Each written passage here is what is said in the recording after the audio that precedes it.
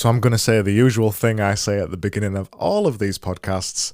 I just had a really fascinating conversation with Corey McComb. He's the author of Productivity is for Robots.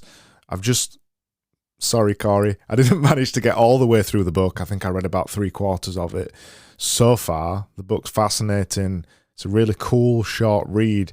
And what I really like about it, particularly because it's a non-fiction book, is it's not talking about the usual stuff that we're reading about now.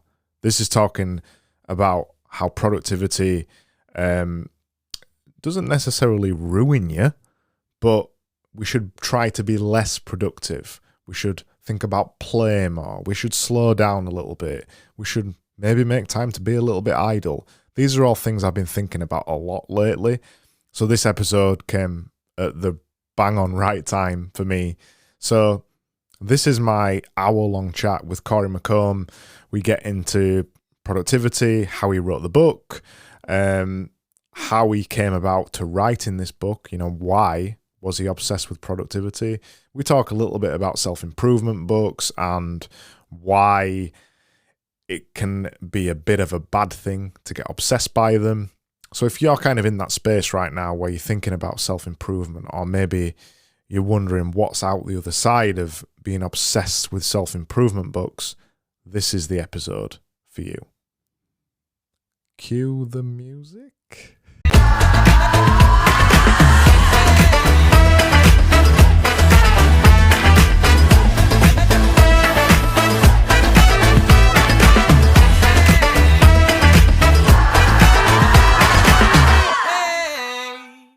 And we are live, not on Twitter, only on YouTube, Corey. Sorry. All right. No worries. Good to see you, Craig. Yeah, you too. How's things? What's going on? Everything is good. It's always strange because before I do these, I'll try and obviously listen to some episodes or watch some episodes depending on the format. And, I was just watching you on my screen interviewing someone else just a little while ago. And now I'm looking at, it's like you're in the exact same spot, looking the same, but now you're talking to me. So it's kind of a strange phenomenon, Yeah, I'm consistent. I never move out of this chair. This is just where I just sit here constantly. I feel like I'm in studio with you though. It's great. Entering into the Craig zeitgeist. Oh God, yeah. You don't want to say that. Yeah. So what's been going on? What are you working on at the minute? What's exciting you? Lately I've been feeling a little. What's a good word? I'll say languished, a little dormant. Ooh, yeah. I've been diving into a new creative project since January 1st. Actually, I started a new book. And I've realized how easy it is for me to go so deep into a creative project where it's all that I think about and let all my other responsibilities just kind of fall to the wayside. Yeah. And then I'll poke my head up a few months later and just realize that I've really need to peel back and get that balance back again. And I say languished just because it's kind of this creative high where I can't really tell how much I'm progressing. I just know that I'm writing every day and it feels good, but I don't feel like I'm owning the day or really leveling up or getting things done in all the areas of my life. It's kind of like a Big Lebowski type of vibe. So are you the dude now then? I'm the dude. Yeah. So I'm trying to break a little out of that and get back into put my foot on the gas with some other interests that I have. And, you just wrote a book. Congratulations. And you probably know how easy it is to fall into that creative pattern. And while it's very important, there are other things you want to do, you want to stay consistent on. So that's something that I struggle with. Well, I get that sense throughout your fantastic book, Productivity is for Robots, which is available now. I get that sense in the book that there's kind of these two competing things. And I relate a lot to this because I'm very much like this too. You've got kind of this desire to be productive, whatever that means, but that word somehow catches you somewhere, desire to be doing things or whatever. My website is called Get Doing Things. This podcast is called Get Doing Things.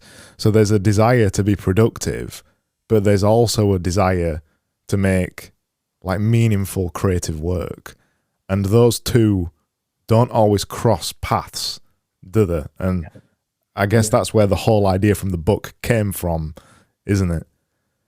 Yeah, a little bit. That was well said. You know, the book really stemmed from me holding on to the reins of life too tightly and really trying to be productive for the sake of being productive, really going the other side of the aisle where I was just, no matter what I did or didn't do, I was just driven by this insidious feeling that I was never doing enough. You know, I was working at a top marketing agency. I was planning a wedding. I was trying to write a book and grow an audience. And, you know, it was very easy for me, you know, with the entrepreneurial spirit that I have, to kind of fall into the whole hustle and grind culture. You know, it's like the productivity dogma that tells you that everyone is doing more than you and you need to just be doing things for the sake of doing them, basically. Get doing things to be doing them, you know? Yeah. And I think that there's a lot of beauty in that, because part of the community and seeing other people succeed really shows you how much potential there is out there. And I think that for a lot of people at the beginning of their journey, they really do need to push themselves and to start writing out goals and start chasing things down and take things, you know, hold on a little bit tighter so you can make things happen. But I got to the point where I was just burnt out, and I had lost sight of the things that I was doing, the reasons I was doing them and why. And, you know, along the way, I let productivity become the goal and not the vehicle, so to speak. So that's kind of where the book stemmed from, just trying to get to the point where I could wake up again and, you know, not wish the day was already over. What made you, in terms of stress. what made you realize it?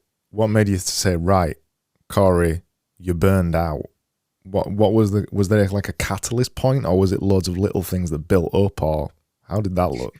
It was a lot of little things that built up. And then the big catalyst was just, you know, constantly waking up with waves of stress, you know, feeling as if whenever I wasn't writing or working, if I was hanging out with friends, there would be like this little gnawing guilt inside that I should be being more productive.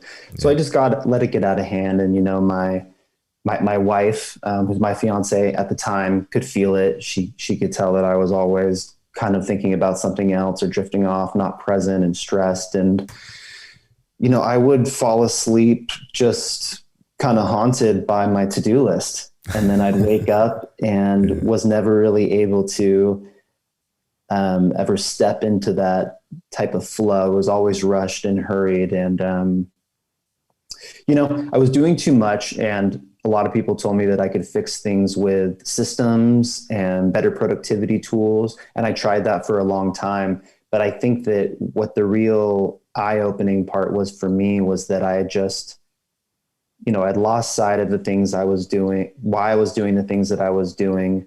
And it didn't matter what systems or how much stuff I got done. I was just continually driven by this gnawing sense that I needed to do more, that I wasn't doing enough. Yeah. And that sent me on this journey to really start to question, you know, where does this hunger and desire to be productive really come from? Why do we have it? Because as I looked around and talked to other entrepreneurs and people that I knew, you know, I wasn't alone. There's this vision that I had of us trading in our humanity and taking a step closer to technology and competing with robots. And what really lit the light bulb off for me was realizing that humans are not meant to be these uber efficient machines. You know, love isn't efficient, you know, creativity isn't efficient. And as Kevin Kelly says, is one of the quotes that opens up the book, is that, you know, productivity is for robots. Yeah.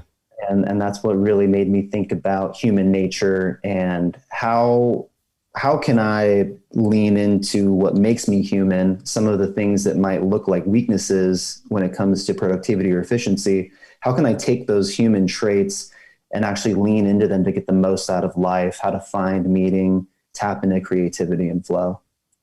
Have you always been quite obsessed with self-improvement books like me? Do you think that's maybe where some of it started? Because for me, that's where it started. I always read self-improvement books from bloody 17 years old or something like that. Yeah. And there's just like you said, there's a dogma in them, isn't there? Mm-hmm. Yeah, I started reading self-improvement books a little bit later. I was really into, like punk rock and skateboarding and playing music and being creative when I was Me young. too, actually. And then it was around like probably like 20 years old that I started, like I read the 4 Hour Work Week, and I started reading personal development books. And I love the genre. I mean, the genres of personal development has given a lot to my life, but absolutely, I think that there comes a point where if you're just constantly trying to level up just for the sake of leveling up, or just always trying to strive for that next area of growth because you feel like if you're not growing, you're dying, I think it can start to be kind of dangerous. And then in the sense that it can really burn you out and leave you feeling aimless if you haven't taken a step back and really discovered what it is you're trying to do. I think what happened with me was I was reading all these books, and when I say 17, yeah, that is like unusually young, but it was just, I was just doing them as a hobby. I wasn't trying to improve. I'd just become fascinated by the genre, and I don't know why. I'd always been curious. And then as soon as what first book was it that I read? It might have been Stephen Covey, Seven Habits. Yeah. That might have been the first one. And I was like, oh my God, this is just a side of the world I never even knew existed, So then I go from there, and then you kind of hop around the books, don't you? You start Googling some of them, and right, if I've read this, what should I read next? And then sometimes there's suggestions in the books. And then before you know it, you've read a whole load of books, maybe 20 or so or something like that. But what I found that I was doing with them is that I'd read, there's one called The Miracle Morning by Hal Elrod or something like that it's called. I can't remember. Right. I can't remember the author's name, but I think that's it. And I'd read the book like The Miracle Morning, and you always get like this really nice dopamine hit from reading them because you feel like something new's been opened up to you, don't you? You're like, oh my God, I need to implement this in my life to become more productive or better or grow more or whatever it means. So I found myself reading a book and then implementing the things that I found in the book, and then doing the same process over and over and over. And you kind of don't really get anywhere. You feel like you're getting somewhere, but all you're really doing is jumping from philosophy to philosophy of somebody else's life, how they lived or what worked for them. That's kind of what happened with me. Does that relate to you? Did you kind of find yourself doing that kind of thing? Yeah, definitely. And I think that there are some books that they find you at the right time, and they do show you another way of another way to live that you weren't aware of. Like you said, when I found personal development, no one in my life had really been talking about that kind of stuff. So like when I started listening, to like the Tim Ferriss podcast when it first came out, I was like, oh my God, like, no, I'm just like a fly on a wall in these conversations with these people talking about these things that I'd never really heard before. And it did send me on that path to strive. I think there's a good thing when it comes to striving for more, like taking tips from other people, like, hey, maybe you should wake up early and write down some goals. But it does become, it's like, you can kind of go back and read the classics and get, like the fundamentals down. And then it does start to be a little bit of this like mental masturbation where you're just constantly reading new books and jumping around and like regurgitating the same old thing for that dopamine hit. And it feels and like that's okay too, but sorry, go on. That's okay too. It's like I always say, like self-help books, whether I read them or not, sometimes just having them makes me feel better. It's just like, you can like read the title or be reminded like, all right, like you gotta do that. You gotta like follow those habits. And they are good to come back to, but I totally know what you mean, where eventually you have to take a step back and really dig into your own, like, what do you want, and get really clear with yourself on like what works for you. And and not just trying to chase the shiny personal development crystal ball, right? Yeah, no, absolutely. I felt exactly the same way. I spoke to a few people about it on the podcast, particularly Eddie Kwan, War on Weakness on Twitter. We got into this whole self-development thing because there's a particular side of Twitter that talks a lot about self-development and what books you should read and all that kind of thing. And it's almost a caricature of being in self-development, that kind of side of Twitter. Yeah, and that's where a lot of inspiration from the book came from. This like optimization for the sake of optimization, just that constant need where you feel like I just need to shave off like a few seconds here. If I could just squeeze out a little bit more focus, if I could listen to this book on 2.5x instead of normal speed, then I can like kind of get ahead. And it's like, where's the time to just savor and where's the time to just be idle and really allow the human brain and the human spirit and creativity to kind of take over? Because you're not going to have your best ideas when you're constantly in, like locked and loaded focus, and you're just going from task to task right through your calendar every day. Like the mind and the spirit does need some idle time to just be human and sit back and let the world happen to you so that you can respond and find that meaning. I completely agree. It took me a long time to realize that. And then there's kind of this year where I went all in on Twitter and I started making loads of stuff. I'm constantly making things, and it looks like I'm doing a lot of things on the outside, and it looks like I'm too busy, and it looks like I'm quote unquote hustling and all that kind of thing. But the truth is, the reason I've been so productive and the reason I'm doing it all is because I enjoy it and I'm just doing it. I'm just turning my creativity to lots of different things. This podcast, this conversation we're having right now, this is not an effort. We're having a chat. Yeah. That's all it's about. And I think you mentioned this somewhere in the book as well about this idea of aligning productivity with purpose or something like that. I think you say. Yeah. That point really hit me quite hard because that's kind of a thing that I've been thinking about but not being able to articulate, that you can be productive, but when it's without purpose, it just leads to burnout. But as soon as you've found the thing that you want to do, like I'm talking about now, I mean, the sky's the limit, isn't it? And it doesn't feel like work. Yeah. And when I look at you on Twitter and all the things you're doing, I can tell you're having fun, and it comes through. And, the book, it's got an incendiary title, Productivity is for Robots, but it's not an anti-productivity book at all. No. And, it's not about not working too hard or doing too much. I'll say it's a call against holding on too tightly and forgetting to be playful and forgetting to lean into the human nature and keep that meaning in mind. And as long as you're doing that and you have that purpose, the line in the book is, productivity without purpose is an arrow without a target. And that's where you can just end up feeling like you're flying through the air aimlessly and spread thin by options and FOMO and all of that. However it manifests itself is different for everybody. But once you find that meaning, and it's like all the layers of life get more colorful, right? It's like when I started writing, I worked for a long time in like 9-to-5 offices where I wasn't writing and I was reading personal development books and just trying to like get ahead kind of aimlessly. And, I think I heard you say something along the lines of this in one of your other podcasts where it's like, you can't be an interesting person until you're actually interested in something, like until you tap into your own curiosity, no one's going to really be that curious about the stuff you're doing. Yeah. So I was a very coloring inside the lines, clocking out of life kind of person.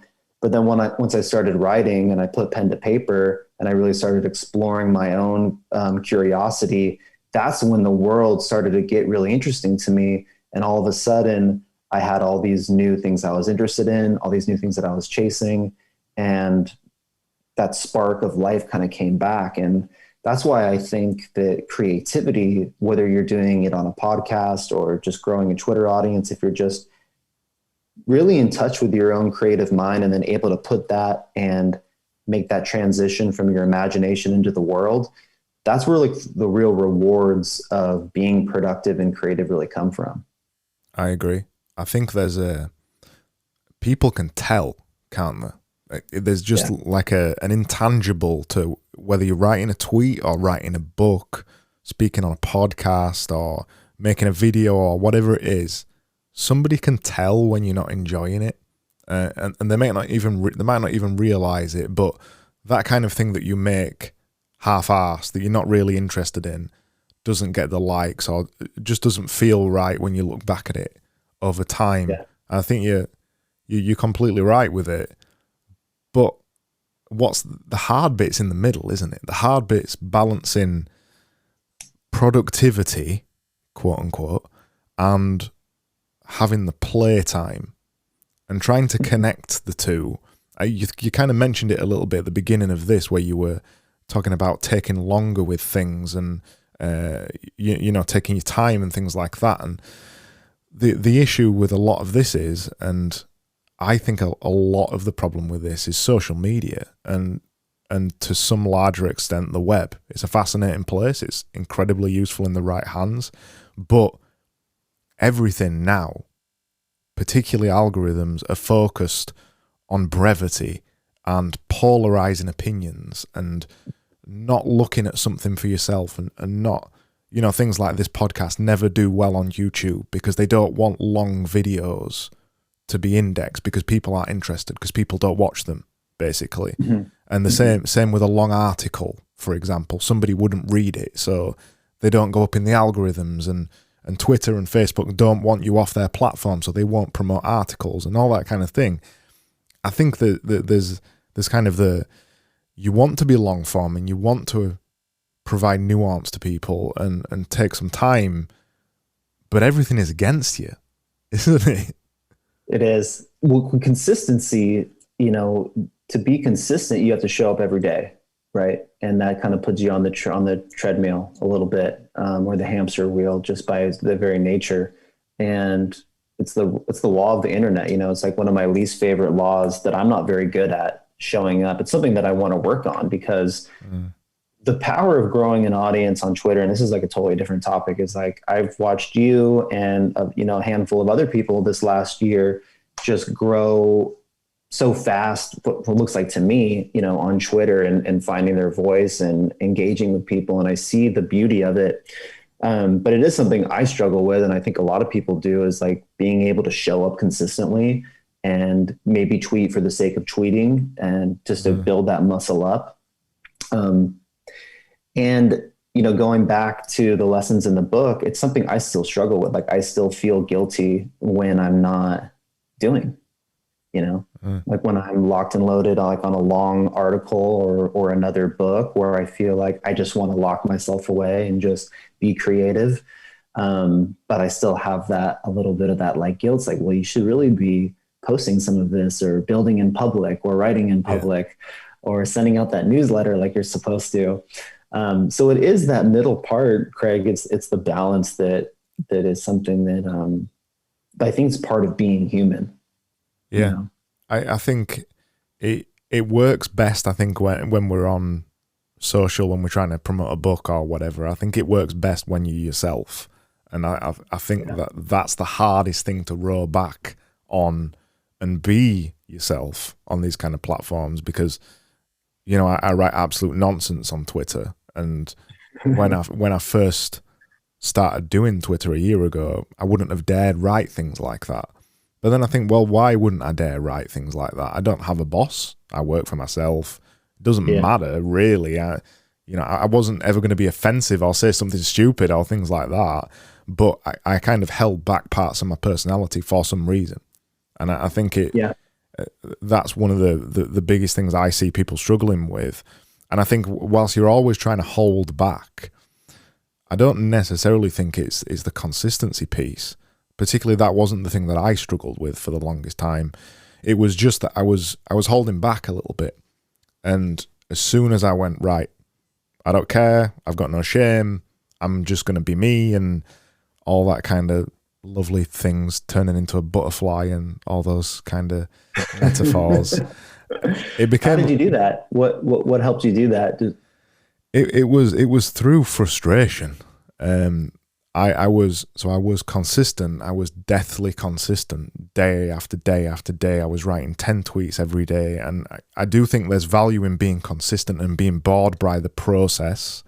I think that there's other value to that, because me being bored by the process led me to realize that I don't just want to sit here writing boring fucking tweets every single day.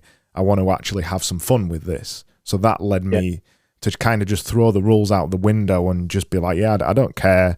I'm going to stop looking at the analytics. I'm going to stop treating this like a robotic exercise, like a lot of your book talks about. And I was just going to just do me, just write, basically, just write anything, just write nonsense. And as soon as I started doing that, people started connecting with me and actually DMing me and talking to me and having chats with me and things like that. And even now, I still go through periods with Twitter where I'll still be writing the tweets, but I won't be present there, so things will go down a little bit. But still, it's steady forward progress, even when I'm not that present, because I'm still writing something every day. I mean, the thing I'm interested in at the minute is making memes about Twitter, or memes about creating things or stuff like that. Just like utter nonsense, but I like playing with it. I like seeing where it can go, because it isn't a job for me. You know, I'm a designer. I run a design agency. This is all fun stuff on the side. And even if it was the other flipped way around, I still think you've got to take that attitude to actually be interesting and be noticed. Like you mentioned, you need to be interesting. So you can't just be another person who's writing perfect tweets. I don't think it cuts it anymore. Yeah, I think you're right. And it comes through what you're doing. And it's something that's, I did ship 30 for 30. I know that I think we did it the same time together. Yes. And I loved it. I did find myself kind of writing just for the sake of writing at times, and just like wasn't really in love with everything that I was publishing. But the commitment to just show up every day and kind of say, screw it. I'm going to have fun and just be myself. Like, I wrote some silly little short stories and things like that. Just, I didn't miss a day of shipping. And what I found, what really surprised me was, because, I already had a daily writing habit. So I had a little bit of a leg up on a lot of people that were just starting out. Like, I've been writing and publishing online for years. I've written a book. I already have that habit down, but I didn't have the habit of posting and putting myself out there consistently and interacting with people on Twitter. And for that month, I couldn't believe like the relationships, and it really felt like I was showing up and people were looking to me to be a leader, and they were interested in what I had to say.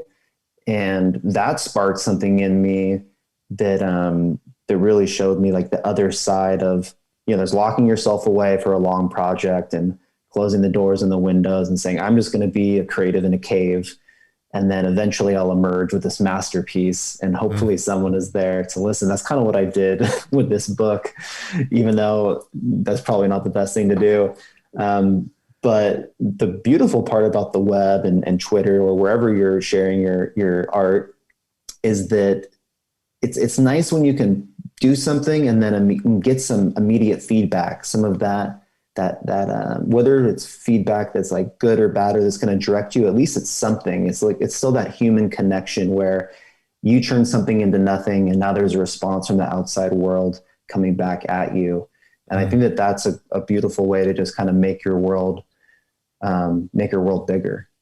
I think there's beauty in both ways, isn't there? Because I sometimes think when I'm reading a book or whatever, I've just been reading, I forgot his name. He's a French guy, and he spent his entire life writing aphorisms, and it's from the 1600s or something like that. It's one of the most famous books of aphorisms.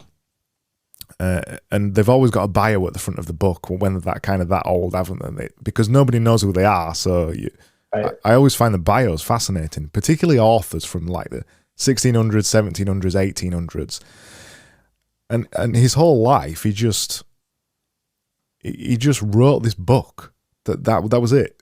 he did nothing else. He just wrote this book, and I think there's a beauty in that of being so single-minded, and he worked on different editions of it as well. Revised it and things like that over the years, and then it eventually became this most popular book of aphorisms.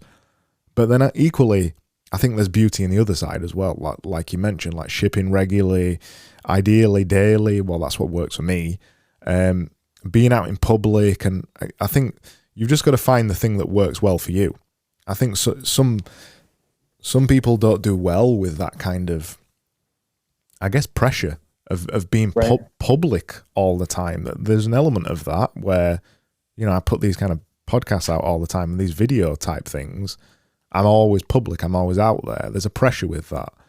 And I think some people like to retract from that sometimes. And that's often thought of as kind of being the classic creative type, the kind of person who goes in a hut somewhere in the mountains and goes away and writes a book.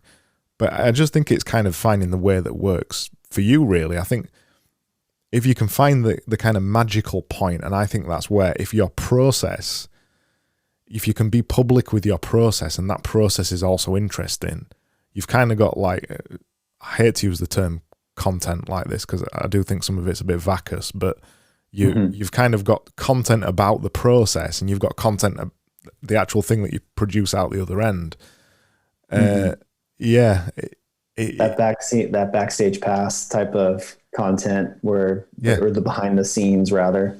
Well, I think we tend to romanticize the other kind of process as well, don't we? Particularly in books, when you think about authors and things like that, we tend to romanticize the idea of somebody who wrote the book, who never did anything else in his life. Or you look at somebody like Nietzsche and he wasn't even famous in his lifetime, and then you romanticize that kind of thing, don't you? You think that somehow that's a true artist for some reason.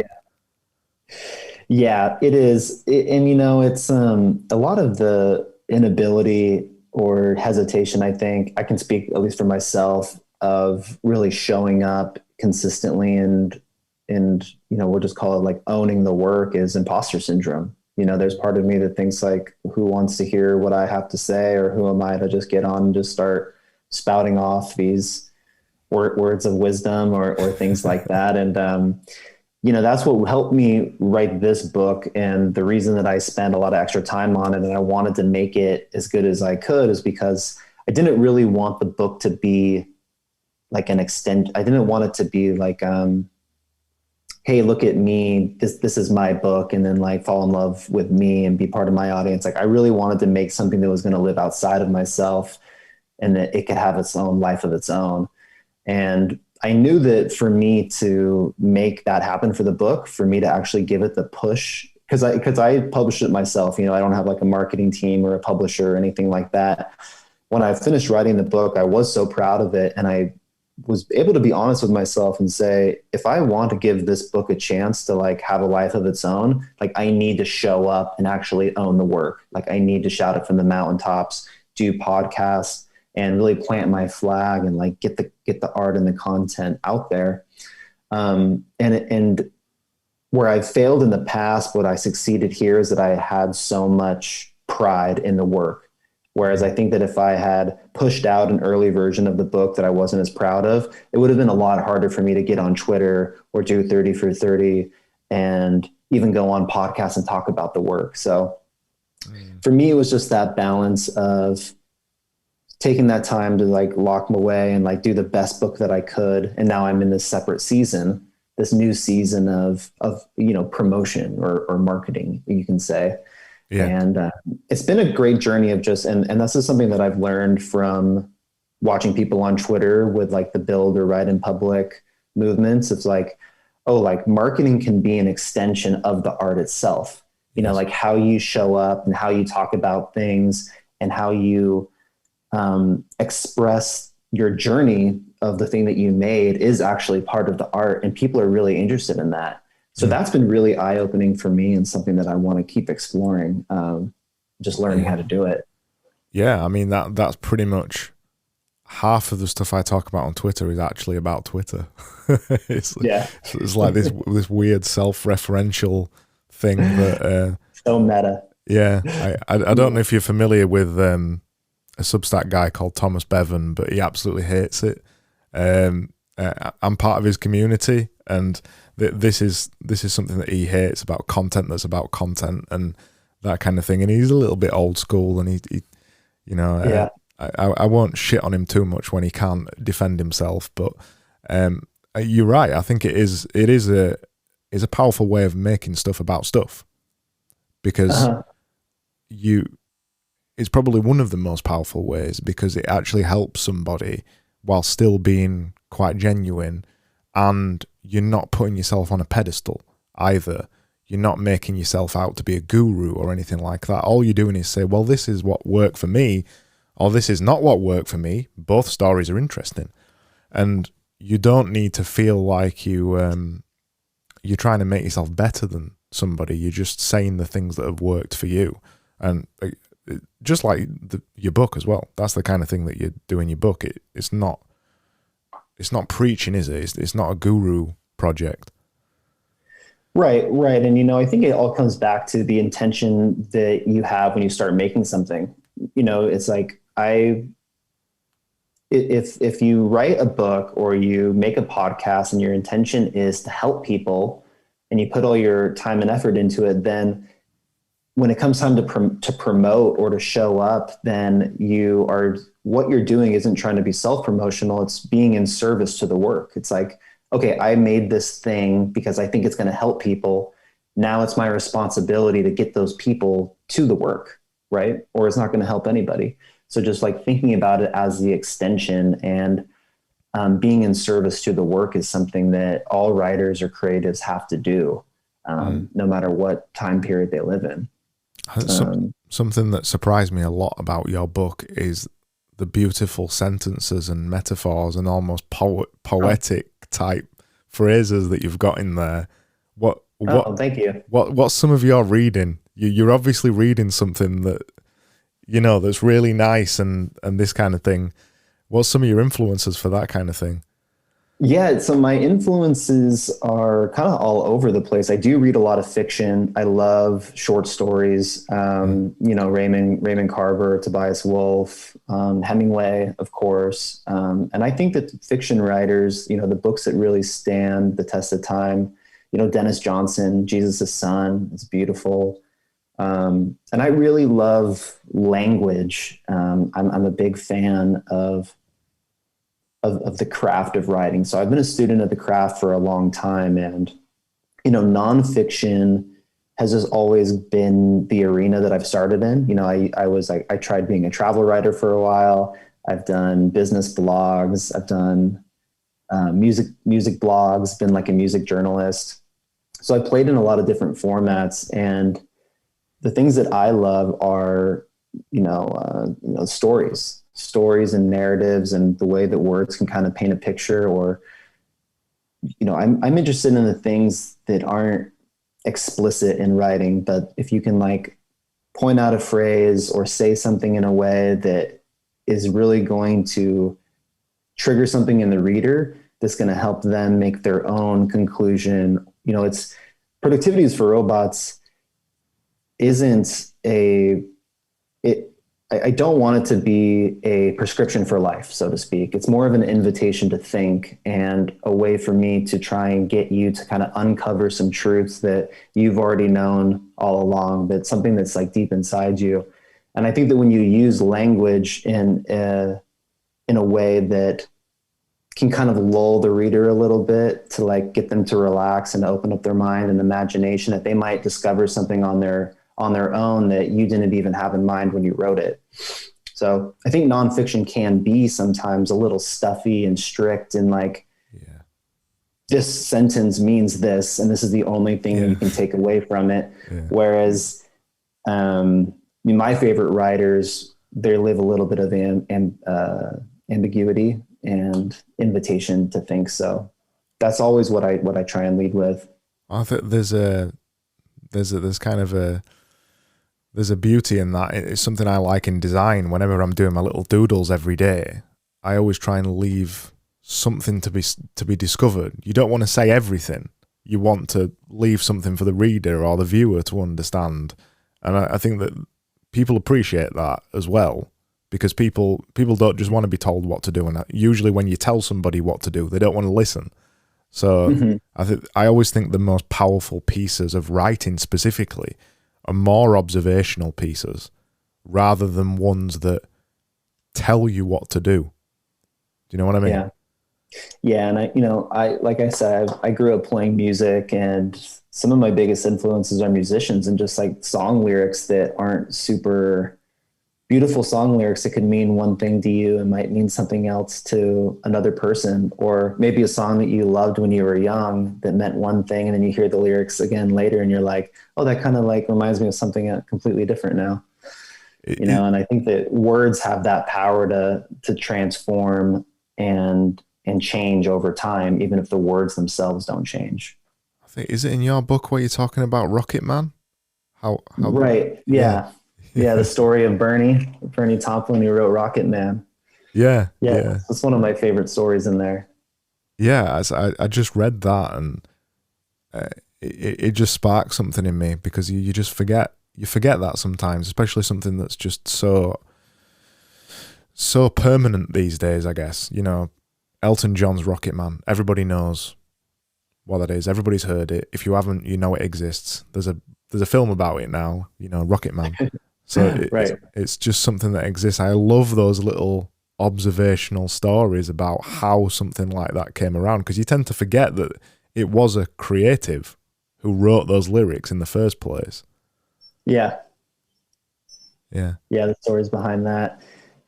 Yeah, the book is filled with stories, and that was another thing, going back to imposter syndrome, and thinking like, looking back now, I feel almost a little bit silly about the process of writing the book, because there was these lessons that I wanted to talk about, but I didn't really have that confidence to just say, hey, this is how I feel and this is what I think about it. I wanted every chapter and lesson to be kind of rooted in a story throughout history or another creative. There's stories about Theodore Roosevelt, Steve Martin, Steven Spielberg, J.K. Rowling. There's tons of stories in the book, and I kind of felt it necessary to go out and like dissect these different stories to relate to what I was feeling, and then tie them to a lesson. So it wasn't just all me saying, oh, I'm just so burnt out and I'm just kind of complaining, and this is what I've realized, like a bunch of random personal development blogs. And it was really great, because like reading the stories about Rocket Man and all the different stories that I researched, it kind of helped me while I was writing the book internalize the lessons and become more human in the process. And it really gave me more confidence in the work itself, because I was able to pin it against these timeless stories in history, or these timeless lessons that we can all kind of, I think that the lessons in the book, we all know to be true deep down inside. But we've somewhere along our journey through the productivity protocols of entrepreneurship, we forget them, or they get like buried under like dust and to-do lists. So, my goal with the book is to share these other stories about people, and hopefully that they can like interpret them in the best way to help them like dust that off and kind of reclaim their own humanity. How are you writing the second book? Are you doing the same kind of story style thing, or do you have a little bit more confidence in what you've got to say this time? The next nonfiction book I write, I think I will have more confidence. I want it to be a little bit different, but I've taken a break and I'm writing fiction right now. I wanted to just do something totally different. I actually got stuck at one point. I got stuck a few times writing productivity is for robots, and I got some random hair to write some fiction. I had some story ideas come to me. That's how it always works with creativity, right? Like you're so focused on one thing, and like right when you get near the end, your brain's like this shiny distraction factor, like, oh, what about this? Maybe you should do this instead. Like, so I did take a break last year, or this was like the end of 2019, I think. And I wrote a few drafts of short stories. And I was like, okay, that was fun. Like they really made me laugh, and I just wanted to kind of get them out of my head and out onto the page. And that allowed me to like go back to working on the book free of guilt. You know, I'm sure you know how it is when you have all these ideas, is creating traffic in your brain. Sometimes you just got to just get them out and get them over with. So when I published this book, and I published it in November, and I told myself I wasn't going to start another book for, you know, at least like 6 months. But then January rolled around and I was like, I've got to be like in a project. And I've been reading a lot of fiction, and it's always something that I've wanted to do. I do think it's like the highest art form in writing is the short story.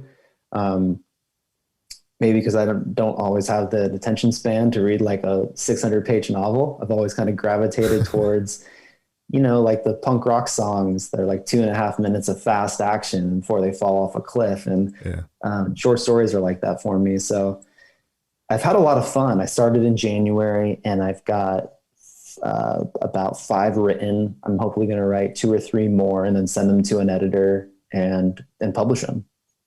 So just do something completely different. You know, it's kind of like the easy thing to do. You know, the book has been selling, and I feel like there's all these people that are like reaching out and emailing me, and like they're all excited and they want to get the next book. And in my head, I'm like, well, you're going to be so disappointed when I send out this thing that's going to be a total 180 from what I did before.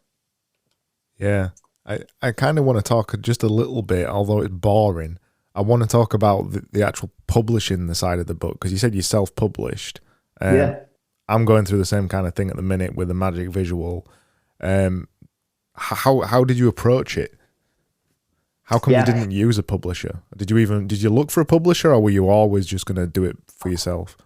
I didn't look for a publisher. I think when I started, I kind of lied to myself saying that like eventually I would try and get an agent and sell the book. But, you know, I just wasn't ever really sure how to go about it. And by the time it took a lot longer to write than I thought it was going to take. It took like 2 years to write the book. And, you know, I heard like, even if you do get like a Penguin Random House or like some big publisher to publish your book, it's going to take like another year at best for them to actually hit the shelf. And I was like, no, I want to just get this book out. So I self-published really because no one was inviting me to publish with them. I'm also a digital marketer. So I help companies launch products. I specialize in crowdfunding campaigns. So I've helped launch, you know, 6-figure and 7-figure crowdfunding campaigns on Kickstarter and Indiegogo. And I help companies build Shopify stores and run ads. So I know how to launch a product. And I figured that it would be best for me at this point to just go through the whole process myself. And it was awesome. So, you know, my approach was I wrote the manuscript. I hired an editor who helped me with developmental and line editing. Then I hired a book cover designer. And it was really just the 3 of us, along with a few beta readers that I had, you know, friends, to get the book to the point where it was like an actual product that you could, you know, hold in your hand. Yeah. And then what I did is I built a funnel, an email funnel, where I ran ads through Facebook and Instagram, and also reached out to my newsletter list, where you could put down $1 reservation, like pretty much like pre-buy the book, and you would get it early. And then, you know, I would ask like that you would put a review, you know, or buy it on day one, like the hardcover. So I ran a funnel where I got a couple thousand emails and, you know, a couple hundred people putting down $1 to reserve the book. And there's definitely things I would do differently. But when I launched the book on Amazon, I already had, you know, like my internal team of friends. You know, I had like 50 people that I could really count on that were going to like buy the book on day one. And then I had like an email list of a few thousand. And, you know, like 30% of that converted into a sale. So I had like a lot of momentum going into the day one launch on Amazon. Yeah. So I was able to hit all of like the bestseller badges that I wanted to get on the first day. I ran some, I'm still running Amazon ads. So yeah, I was able to do like, put a little marketing machine and know-how behind the launch of the book. And since then, the book has done, I think it's done really well. I mean, I've sold, I'll just say about 1,300 copies since November, and it's consistent about 5 or 6 to 7 sales a day, mostly paperbacks.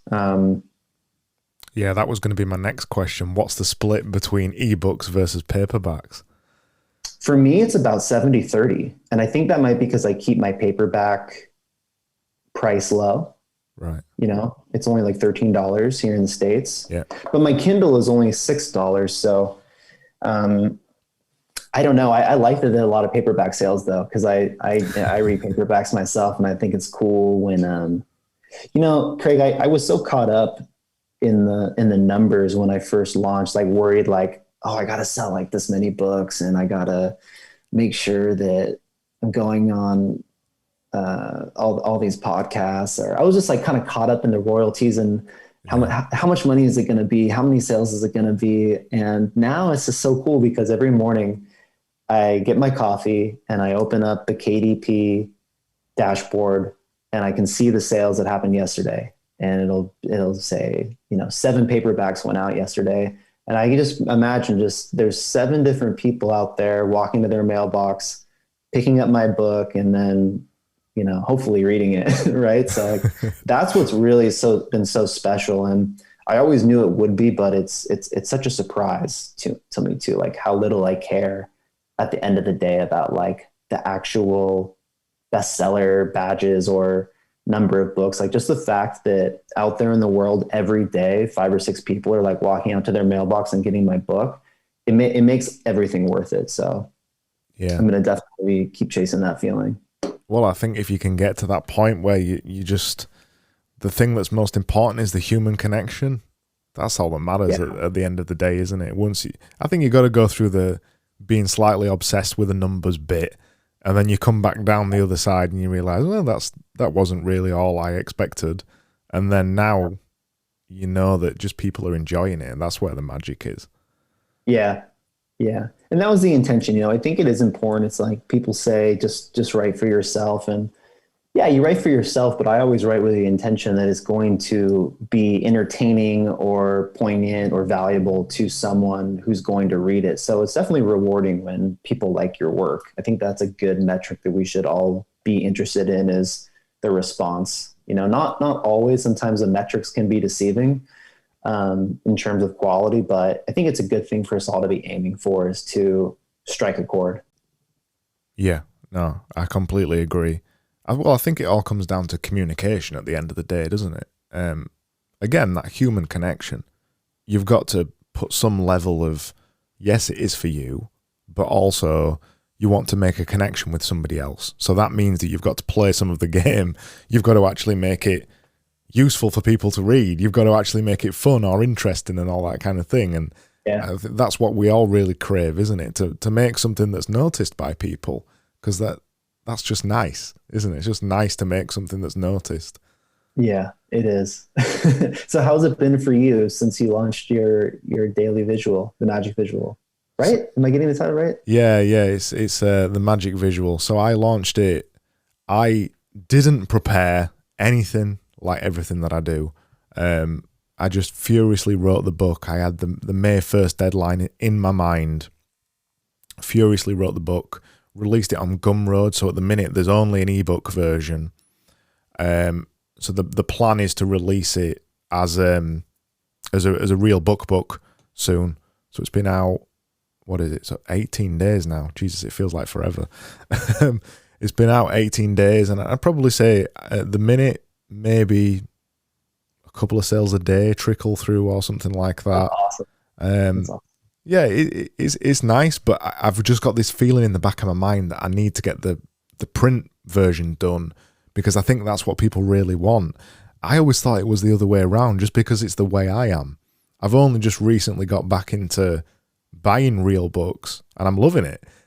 Previously, I've got the Kindle, and I just had it because it's convenient. I've got all my books on the Kindle, so I read it on there, and I use Readwise and things like that as well. So I enjoy being able to highlight the things, and it's syncing back to Readwise and all that stuff. So at the minute, I know I'm missing out on the actual hard sales, somebody buying the real book, but that's coming next, and it's still only early days. I always wanted people like books. People want the paperback, and it's cool. It brings like whether this is right or wrong, it does bring like a certain legitimacy to it. I think for a lot of people, just that it's there and maybe it's on Amazon or another site, and they can really. It's cool to make something and hold it in your hands too. Yeah, I think. But I completely agree too, because I'm a designer and I do print stuff. So there's no feeling like that thing where you've designed a brochure or whatever and you get it back and you touch it for the first time. It is quite nice. Yeah. Yeah. So that's the next project anyway. Well, congratulations on launching the book. I mean, that's awesome. And I like the way that you did it. And it's given me some ideas for how I want to release the short stories that I'm doing, is potentially as they are prepared or edited, at least to a certain degree, to really try and live up to like the writing in public, to release them on Gumroad one at a time, maybe for like 99 cents a story, and just not even to like make money, but just to make sure that the people who are reading them are interested in reading them. Yeah. Versus posting them up for free. Yeah. I kind of saw the Gumroad launch as kind of almost a public beta type thing.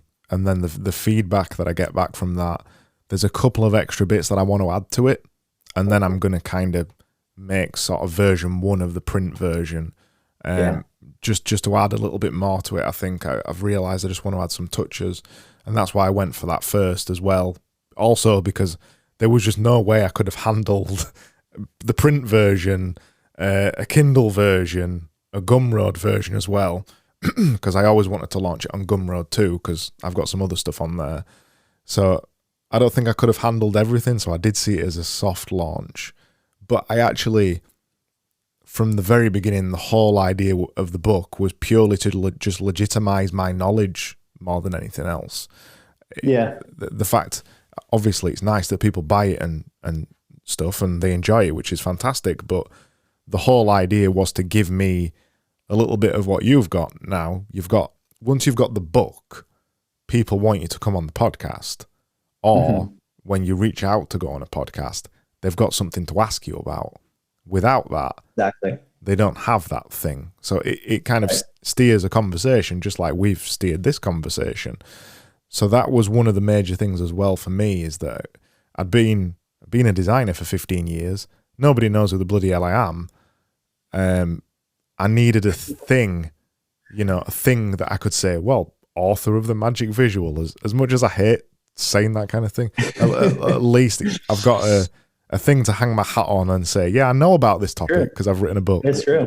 It's really true. And it's just fun to make things. And, Gumroad is so cool, and it's been so fun. I've become so interested in this whole creator economy, and there's just so much that I want to do. Like, launching books is amazing. I'm going to always do that. And I do have my own bit, I work for myself as a digital marketer, and I've got clients.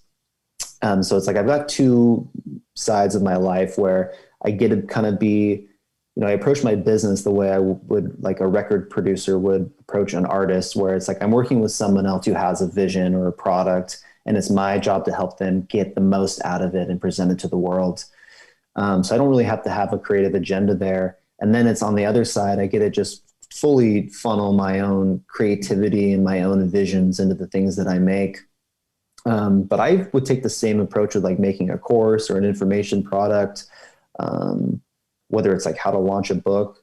I get so fired up watching, people like you and other people that are in this creator economy on Twitter, just making these products or launching these things that help people. And it's great to see people make money and like get fired up by their own creations. Like, it's such a new world, It's like, I don't know how old you are, but I'm 33. And when I was in college, it was not like this, No.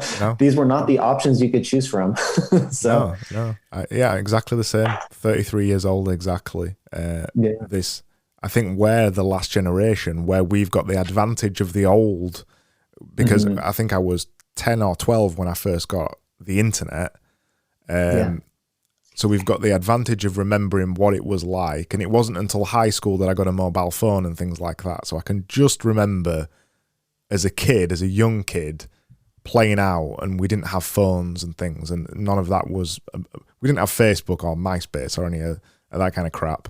And then the teens was when all that thing really started kicking off, and that started coming around. And it wasn't really until late teens that it was really starting to become something else. And I think it's probably only even in these last 5 to 7 years or something like that where it's become something else again.